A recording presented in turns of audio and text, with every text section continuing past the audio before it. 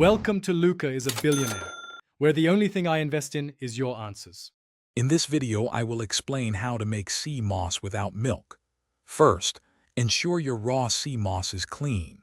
Rinse it well to remove any ocean debris. Then, place the sea moss in a large bowl and cover it with filtered water.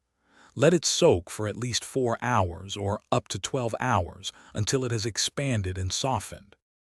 Once your sea moss is fully hydrated, drain all the soaking water. Transfer the expanded sea moss to a high-speed blender. Add fresh, filtered water, starting with about 1 cup for every cup of sea moss. Blend on high until you achieve a smooth, creamy gel consistency. You might need to add a little more water to reach your desired thickness. Pour your freshly made sea moss gel into a clean, airtight glass jar. Store it in the refrigerator. This homemade gel will stay fresh for up to 3 weeks, allowing you to enjoy its benefits over time. Remember to always use a clean spoon when scooping out the gel to maintain its freshness.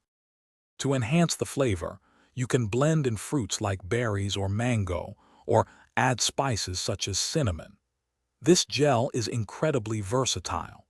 Stir it into your morning smoothie, mix it into teas, or even use it as a thickener in desserts. Enjoy the many benefits of your homemade sea moss gel in a variety of delicious ways. Thanks for watching and please subscribe. It's the best investment you'll ever make.